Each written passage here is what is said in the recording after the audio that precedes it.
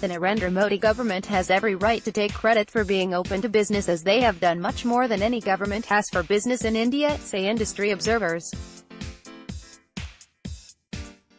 Experts who spoke to Firstpost cited a slew of programs like Make in India, Startup India, Stand Up India, and Fund of funds that have given a fillip to India Inc., especially the startup sector in what is now the world's sixth largest economy.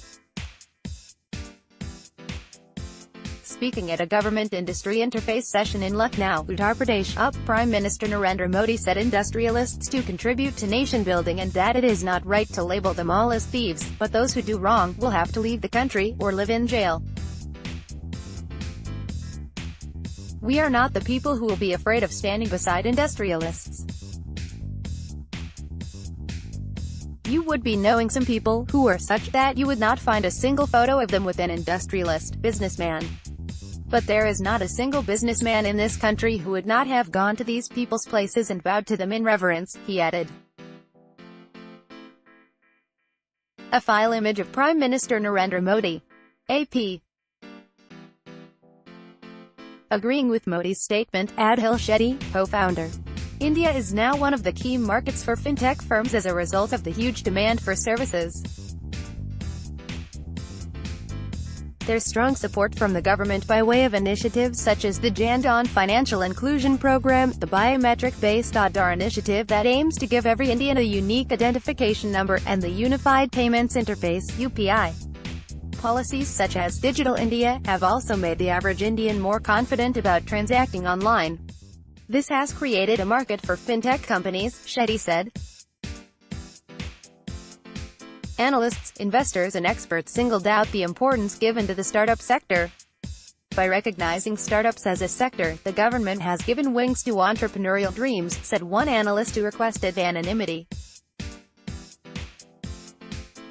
The government is quite pro-business and has been doing a lot to help startups, said Anil Joshi, managing partner, Unicorn India Ventures. An April 2018 government press statement stated that some 7,968 startups received recognition in financial year 2017-18, as against 797 recognitions in fiscal 2016-17. Furthermore, it said that a total of 8,765 startups have been recognized by the Department of Industrial Policy and Promotion, DIP, since January 2016. 5 years of UPA against 4 years of the NDA government, and the latter has done well not just for the startup sector but also for micro, small and medium enterprises, said Arvind Singhal, chairman, Technopack Advisors.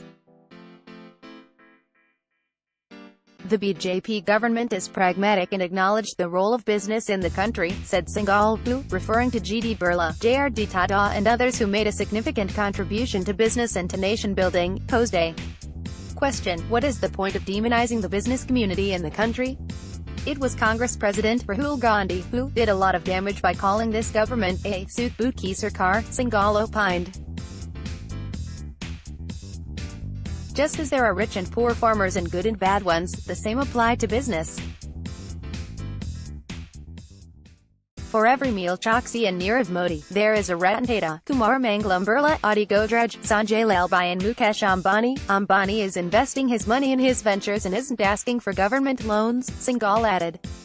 The government has given the term businessman a good image. Earlier, if someone said he was doing business, it was seen as something seedy or crooked, said Devanshu Dutta, chief executive, Third Eyesight, a consulting firm focused on the retail and consumer product sector. The word businessman is not abuses anymore, and the credit for that should be given to this government, he added. While the government has provided a climate for entrepreneurship, there is still a lot to do, like simplifying complex rules that govern business and ensuring those rules are implemented, according to Dutta. To be fair to the government and to the Prime Minister, Modi has constantly talked about investing in India and any international forum or country he is invited to. Foreign direct investment (FDI) in India increased by about 3% to $61.96 billion in fiscal 2017-18 on account of steps taken by the government to improve the business climate, and owing to liberalized norms. FDI inflows stood at $60 billion in the previous fiscal. The figure includes equity inflows, reinvested earnings, and other capital.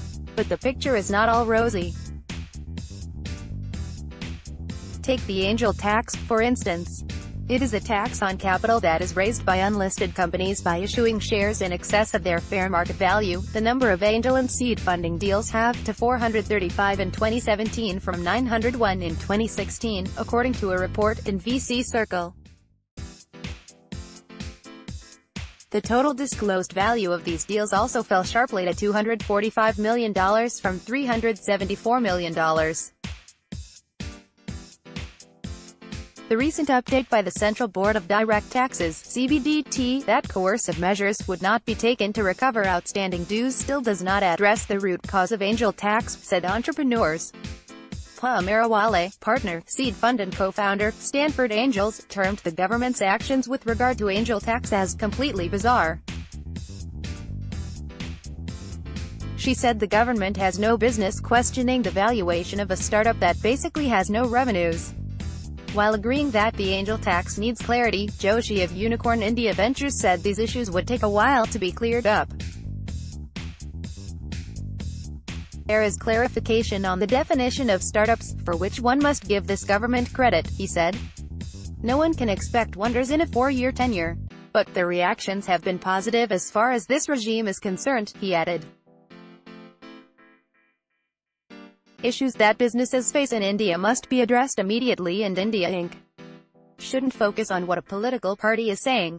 Political parties have a job to do and we should not hold politicians to task. There is no end to name-calling and it is unproductive, said Suresh Chahal, founder and CEO of Churros.in, a website that focuses on women and the career space, emphasizing that the focus needs to be on whether there has been any real growth on the ground, and also if industry has met the goals set by the government, be it GDP, forex, or financial services. She said industrialists are not a constituency at all. Industrialists are rich and industry will find a way to get its work done no matter which government is in power. What is important is if we have better results as a country in terms of the basics like electricity, infrastructure, human development, among other things. The Modi-led government is seen as doing more, but I don't know if it is doing more, Chahal added. Updated date, July 30, 2018, 4:52 p.m.